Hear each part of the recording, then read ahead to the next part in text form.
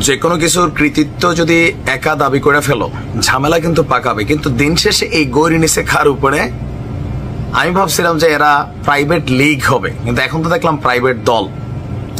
গতকালকে গভীর রাতে আমাদের ব্লুটুথ বয়েস সার্জিসের উপরে ব্যাপক হামলা হয়েছে। যেই ফুটেজগুলা আপনারা দেখছেন এর মধ্যে এটা একটা গাড়ির মধ্যে যে ছেলেটা দাঁড়ায় ছিল এটা সার্জিস, যেভাবে ধাক্কা টাক্কা দিছে। তো ঘটনার প্রেক্ষাপট কি, কেন আসলে সার্জিসদের উপর ছাত্রদলের পোলাপাইনে হামলা করছে, তাও ছাত্রদল নেতা শাকিলের নাম এখানে উঠে আসছে। আর সার্জিস বলছে যে 24 ঘন্টার মধ্যে তাদেরকে গ্রেপ্তার করতে হবে। প্রেক্ষাপট কি, যে মারছে সেও কিন্তু ছাত্র প্রাইভেটের। আসুন ঘটনার প্রেক্ষাপট কি। ইফতারের পর বসুন্ধরা আবাসিক এলাকার প্রাইভেট ইউনিভার্সিটির সহযোদ্ধাদের সাথে চায়ের আড্ডা দিতে গিয়েছিল সার্জিস আলম। আর সন্ধ্যা 7টা থেকে রাত 10টা পর্যন্ত সেখানে গল্প আড্ডা দিয়েছে সার্জিস। আর এনএসইউ, আইইউবি, এআইইউবি, ইউআইইউ এই 4টি প্রাইভেট বিশ্ববিদ্যালয়ের শতাধিক ছেলেপেলে যারা সার্জিসের অনুসারী। প্রাইভেটের মধ্যে 2টা গ্রুপ আছে। একটা হচ্ছে মূল গ্রুপ যারা সার্জিসদেরকে বয়কট করেছে, প্রত্যাখ্যান করেছে, কারণ ঢাবি কেন্দ্রিক সিন্ডিকেট হয়েছে এই দল, এটা তাদের দাবি। বাট প্রাইভেটের মধ্যে একটা অংশ আছে যারা আবার সার্জিসদেরকে অনুসরণ করে পদ পদবীর লোভে, এমনটা দাবি হচ্ছে প্রাইভেট ইউনিভার্সিটির ছাত্রদের।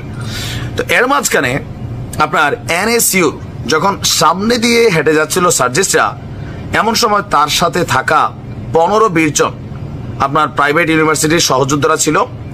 পরে এনএসইউর গেটের সামনে যাওয়ার পর 10 থেকে 12 জন ঢাবি সিন্ডিকেট নিয়ে স্লোগান দিচ্ছে, মানে ঢাবি যে সিন্ডিকেট এরা চালায় এটা নিয়ে। এর মধ্যে ছাত্রদলের সেন্ট্রাল নেতা আহমেদ শাকিল ছিল, যারা এই স্লোগান দিচ্ছিল। আমি এগিয়ে যাই তাদের কথা শুনতে, কিন্তু তারা ইচ্ছাকৃতভাবে আমার সাথে থাকা প্রাইভেট শিক্ষার্থীদেরকে গালিগালাজ করতে থাকে, দালাল বলে, যে এই আন্দোলনে বা এই সেক্টরটাতে বড় কোনো পদ পদবিতে এরা প্রাইভেটকে ডাকে নাই, প্রাইভেটের কাউকে পদ দেয় না, যা দিছে চামচা টাইপের পদ। সুতরাং তোমরা কেন এই চামচামি করতে সার্জিসের সাথে গেছো, বিষয়টা কিন্তু এরকম ছিল।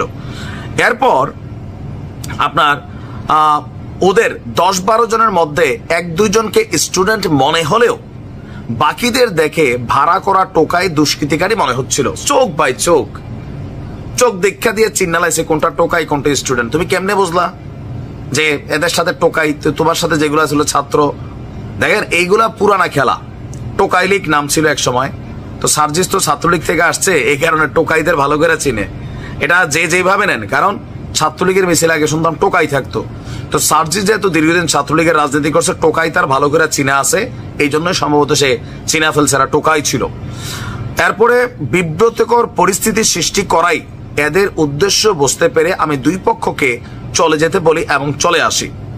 পরবর্তীতে ছাত্রদলের শাকিল তার নেতৃত্বে তার সাথে থাকা টোকাই দুষ্কৃতিকারী সন্ত্রাসীদের নিয়ে পূর্বে আমার সাথে থাকা ওই প্রাইভেট ইউনিভার্সিটির ছেলেদের উপর ধারালো অস্ত্র দিয়ে হামলা করে এবং মাথায় পিঠে আঘাত করে রক্তাক্ত করে। ছাত্রদলের শাকিল সহ বাকিদেরকে দ্রুত বিচারের আওতায় আনার ঘোষণা দিয়েছে সার্জিস।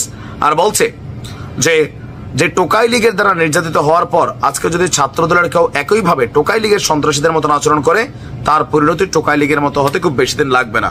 শিক্ষা নেন, সময় থাকতে নিকট অতীত থেকে শিক্ষা নেন। সার্জিসে কিন্তু মারছে, আমরা ওই ভিডিওটা দেখছি, তবে রক্তাক্ত হয় নাই, ধুমধাম কয়েকটা কিলঘুষি খিচা ফেলছে। তো এই যদি হয় আমাদের আগামী দিনের ভবিষ্যৎ রাজনৈতিক নেতাদের পরিণতি, তো বুঝতে হবে যে আগামী দিনে রাজনৈতিক দল হিসাবে মাঠে নামা, ভাই রাজনীতি তো রাজনীতি। এখন তোমরা আর ছাত্র না।